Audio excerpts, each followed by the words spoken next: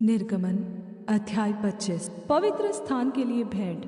यहोवा ने मूसा से कहा, इस्राएलियों से यह कहना कि मेरे लिए भेंट लाए। जितने अपनी इच्छा से देना चाहे उन्हीं सभी से मेरी भेंट लेना।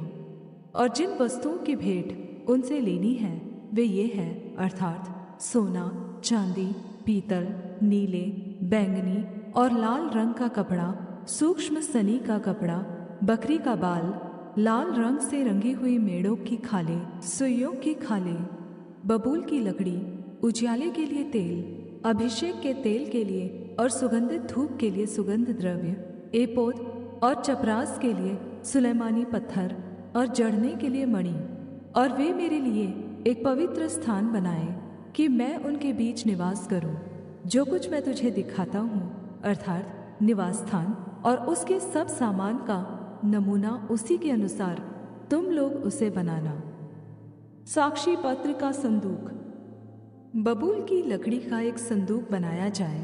उसकी लंबाई 2.5 हाथ और चढ़ाई और ऊंचाई 1.5 हाथ की हो, और उसको शुद्ध सोने से भीतर और बाहर मढ़वाना, और संदूक के ऊपर चारों ओर सोने की बाड़ बनवाना, और सोने के 4 कड़े ढलवा कर उसके चारों पायों पर एक ओर 2 कड़े और दूसरी ओर भी 2 कड़े लगवाना।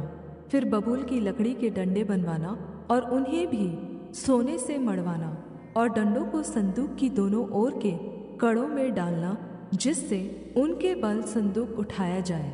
वे डंडे संदूक के कड़ों में लगे रहे और उससे अलग न किए जाए। और जो साक्षी पत्र मैं तुझे दूंगा उसे उसी संदूक में रखना। फिर शुद्ध सोने का एक प्रायश्चित का ढकना बनवाना। उसकी लंबाई 2.5 हाथ और चौड़ाई 1.5 हाथ की हो, और सोना ढालकर 2 करूब बनवाकर प्रायश्चित के ढकने के दोनों सिरों पर लगवाना। एक करूब तो एक सिरे पर और दूसरा करूब दूसरे सिरे पर लगवाना, और करूबों को और प्रायश्चित के ढकने को उसके ही टुकड़े से बनाकर उसके दोनों सिरों पर लगवाना। और उन करूबों के पंख ऊपर से ऐसे फैले हुए बने कि प्रायश्चित का ढकना उनसे ढपा रहे, और उनके मुख आमने सामने और प्रायश्चित के ढकने की ओर रहे। और प्रायश्चित के ढकने को संदूक के ऊपर लगवाना, और जो साक्षी पत्र मैं तुझे दूंगा उसी संदूक के भीतर रखना। और मैं उसके ऊपर रहकर तुझसे मिला करूंगा, और इस्राएलियों के लिए जितनी आज्ञाएं मुझको तुझे देनी होंगी उन सभी के विषय मैं प्रायश्चित के ढकने के ऊपर से और उन करूबों के बीच में से जो साक्षी पत्र के संदूक पर होंगे तुझसे वार्तालाप किया करूंगा। पवित्र मेज। फिर बबूल की लकड़ी की एक मेज बनवाना। उसकी लंबाई 2 हाथ, चौड़ाई 1 हाथ और ऊंचाई 1.5 हाथ की हो। उसे शुद्ध सोने से मढ़वाना, और उसके चारों ओर सोने की एक बाड़ बनवाना, और उसके चारों ओर 4 अंगुल चौड़ी एक पटरी बनवाना, और इस पटरी के चारों ओर सोने की एक बाड़ बनवाना, और सोने के 4 कड़े बनवाकर मेज के उन चारों कोनों में लगवाना जो उसके चारों पायों में होंगे। वे कड़े पटरी के पास ही हों और डंडों के घरों का काम दे, और मेज उन्हीं के बल उठाई जाए। और डंडों को बबूल की लकड़ी के बनवाकर सोने से मढ़वाना, और मेज उन्हीं से उठाई जाए। और उसके परात और धूपदान और चमचे और उंडेलने के कटोरे सब शुद्ध सोने के बनवाना। और मेज पर मेरे आगे भेंट की रोटियां नित्य रखा करना। सोने का दीवट। फिर शुद्ध सोने की एक दीवट बनवाना। सोना ढलवा कर वह दीवट पाए और डंडी सहित बनाया जाए। उसके पुष्पकोश, गांठ और फूल सब एक ही टुकड़े के बने, और उसके किनारों से 6 डालियां निकले। 3 डालियां तो दीवट की एक ओर से और 3 डालियां उसकी दूसरी ओर से निकली हुई हो। एक एक डाली में बादाम के फूल के समान 3-3 पुष्पकोश, एक एक गांठ और एक एक फूल हो। दीवट से निकली हुई 6 डालियों का यही आकार या रूप हो। और दीवट की डंडी में बादाम के फूल के समान 4 पुष्पकोश अपनी अपनी गांठ और फूल समेत हो। और दीवट से निकली हुई 6 डालियों में से 2-2 डालियों के नीचे एक एक गांठ हो। वे दीवट समेत एक ही टुकड़े के बने हुए हो। उनकी गांठें और डालियां सब दीवट समेत एक ही टुकड़े की हो। शुद्ध सोना ढलवा कर पूरा दीवट एक ही टुकड़े का बनवाना। और 7 दीपक बनवाना और दीपक जलाया जाए कि वे दीवट के सामने प्रकाश दें। और उसके गुलतराश और गुलदान सब शुद्ध सोने के हो। वह सब इन समस्त सामान समेत किक्कार भर शुद्ध सोने का बने। और सावधान रहकर इन सब वस्तुओं को उस नमूने के समान बनवाना जो तुझे इस पर्वत पर दिखाया गया है। निर्गमन अध्याय 26। पवित्र तंबू। फिर निवासस्थान के लिए 10 पर्दे बनवाना। इनको बटी हुई सनी वाले और नीले, बैंगनी और लाल रंग के कपड़े का कढ़ाई के काम किए हुए करूबों के साथ बनवाना। एक एक पर्दे की लंबाई 28 हाथ और चौड़ाई 4 हाथ की हो। सब पर्दे एक ही नाप के हों। 5 पर्दे एक दूसरे से जुड़े हुए हों। और फिर जो 5 पर्दे रहेंगे वे भी एक दूसरे से जुड़े हुए हों। और जहाँ ये दोनों पर्दे जोड़े जाएं, वहाँ की दोनों छोरों पर नीले नीले फंदे लगवाना। दोनों छोरों में 50-50 फंदे ऐसे लगवाना कि वे आमने सामने हों। और सोने के 50 अंकड़े बनवाना। और पर्दों के छल्लों को अंकड़ों के द्वारा एक दूसरे से ऐसा जुड़वाना कि निवास स्थान मिलकर एक ही हो जाए। फिर निवास के ऊपर तंबू का काम देने के लिए बकरी के बाल के 11 पर्दे बनवाना। एक एक पर्दे की लंबाई 30 हाथ और चौड़ाई 4 हाथ की हो। 11 पर्दे एक ही नाप के हो और 5 पर्दे अलग और फिर 6 पर्दे अलग जुड़वाना। और 6वें पर्दे को तंबू के सामने मोड़कर दोहरा कर देना। और तू 50 अंकड़े उस पर्दे की छोर में जो बाहर से मिलाया जाएगा और 50 ही अंकड़े दूसरी ओर के पर्दे की छोर में जो बाहर से मिलाया जाएगा बनवाना। और पीतल के 50 अंकड़े बनाना और अंकड़ों को फंदों में लगाकर तंबू को ऐसा जुड़वाना कि वह मिलकर एक ही हो जाए। और तंबू के पर्दों का लटका हुआ भाग अर्थात जो आधा पट रहेगा वह निवास की पिछली ओर लटका रहे। और तंबू के पर्दों की लंबाई में से हाथ भर इधर और हाथ भर उधर निवास को ढांकने के लिए उसकी दोनों ओर पर लटका हुआ रहे। फिर तंबू के लिए लाल रंग से रंगी हुई मेढ़ों की खालों का एक ओढ़ना और उसके ऊपर सुइयों की खालों का भी एक ओढ़ना बनवाना। फिर निवास को खड़ा करने के लिए बबूल की लकड़ी के तख्ते बनवाना। एक एक तख्ते की लंबाई 10 हाथ और चौड़ाई 1.5 हाथ की हो। एक एक तख्ते में एक दूसरे से जोड़ी हुई 2-2 चूलें हों। निवास के सब तख्तों को इसी भांति से बनवाना। और निवास के लिए जो तख्ते तू बनवाएगा उनमें से 20 तख्ते तो दक्षिण की ओर के लिए हो। और 20 तख्तों के नीचे चांदी की 40 कुर्सियां बनवाना। अर्थात एक एक तख्ते के नीचे उसके चूलों के लिए 2-2 कुर्सियां। और निवास की दूसरी ओर अर्थात उत्तर की ओर 20 तख्ते बनवाना और उनके लिए चांदी की 40 कुर्सियां बनवाना। अर्थात एक एक तख्ते के नीचे 2-2 कुर्सियां हों। और निवास की पिछली ओर अर्थात पश्चिम की ओर के लिए 6 तख्ते बनवाना। और पिछले भाग में निवास के कोनों के लिए 2 तख्ते बनवाना। और ये नीचे से 2-2 भाग के हो और दोनों भाग ऊपर के सिरे तक एक एक कड़े में मिलाए जाए। दोनों तख्तों का यही रूप हो। ये तो दोनों कोनों के लिए हो। और 8 तख्ते हो और उनकी चांदी की 16 कुर्सियां हों। अर्थात एक एक तख्ते के नीचे 2-2 कुर्सियां हों। फिर बबूल की लकड़ी के बेड़े बनवाना। अर्थात निवास की एक ओर के तख्तों के लिए 5 और निवास की दूसरी ओर के तख्तों के लिए 5 बेड़े। और निवास का जो भाग पश्चिम की ओर पिछले भाग में होगा उसके लिए 5 बेड़े बनवाना। बीच वाला बेड़ा जो तख्तों के मध्य में होगा वह तंबू के एक सिरे से दूसरे सिरे तक पहुँचे। फिर तख्तों को सोने से मढ़वाना और उनके कड़े जो बेड़ों के घरों का काम देंगे उन्हें भी सोने के बनवाना और बेड़ों को भी सोने से मढ़वाना। और निवास को इस रीति खड़ा करना जैसा इस पर्वत पर तुझे दिखाया गया है। पवित्र तंबू का भीतरी भाग। फिर नीले, बैंगनी और लाल रंग के और बटी हुई सूक्ष्म सनी वाले कपड़े का एक बीच वाला पर्दा बनवाना वह कढ़ाई के काम किए हुए करूबों के साथ बने, और उसको सोने से मढ़े हुए बबूल के 4 खम्भों पर लटकाना। इनकी अंकड़ियाँ सोने की हो, और ये चांदी की 4 कुर्सियों पर खड़ी रहे। और बीच वाले पर्दे को अंकड़ियों के नीचे लटकाकर उसकी आड़ में साक्षी पत्र का संदूक भीतर ले जाना। सो वह बीच वाला पर्दा तुम्हारे लिए पवित्र स्थान को परम पवित्र स्थान से अलग किए रहे।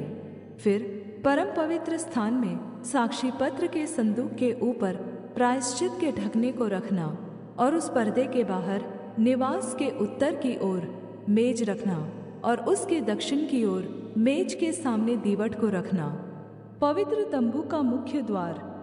फिर तंबू के द्वार के लिए नीले, बैंगनी और लाल रंग के और बटी हुई सूक्ष्म सनी वाले कपड़े का कढ़ाई का काम किया हुआ एक पर्दा बनवाना, और इस पर्दे के लिए बबूल के 5 खम्भे बनवाना, और उनको सोने से मढ़वाना। उनकी कड़ियाँ सोने की हों, और उनके लिए पीतल की 5 कुर्सियाँ ढलवा कर बनवाना। निर्गमन अध्याय 27। होम बलि की वेदी।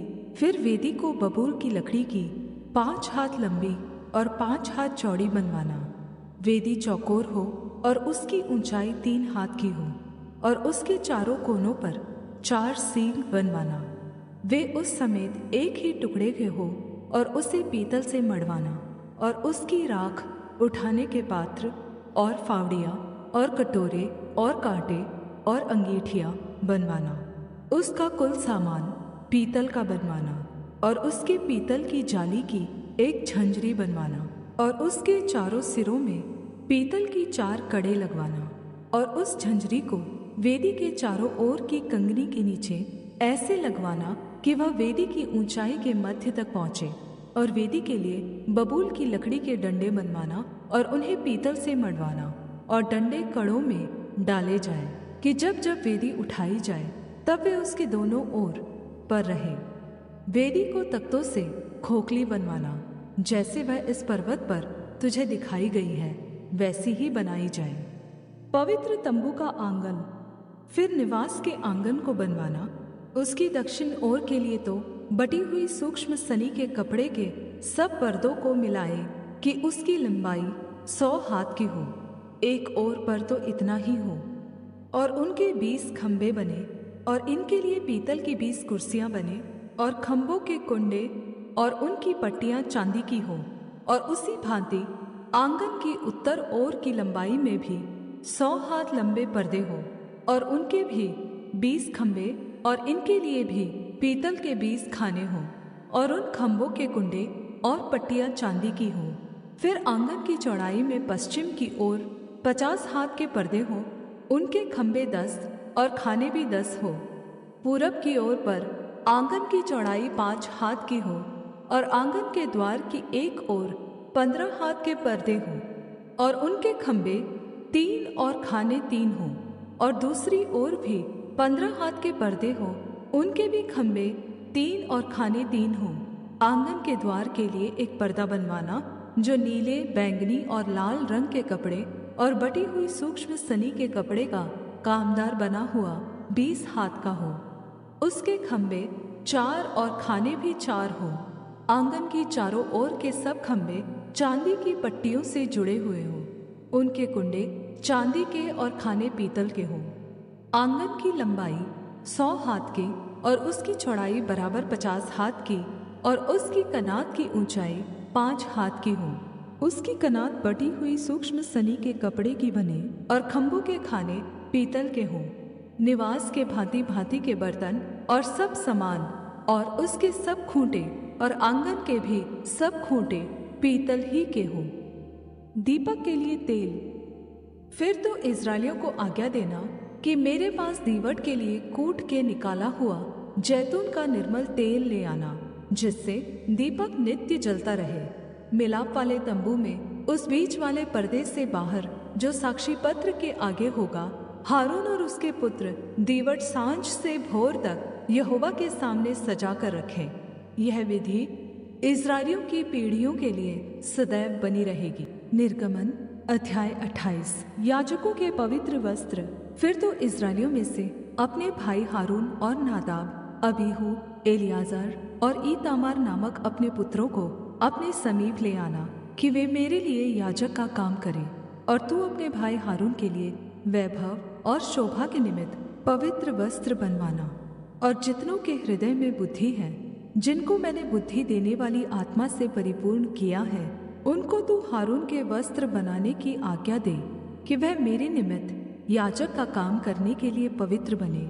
और जो वस्त्र उन्हें बनाने होंगे वे ये है, अर्थात सीनाबंद और एपोद और बागा, 4 खाने का अंगरखा, पुरोहित का टोप और कमरबंद। ये ही पवित्र वस्त्र तेरे भाई हारून और उसके पुत्रों के लिए बनाए जाए कि वे मेरे लिए याजक का काम करें।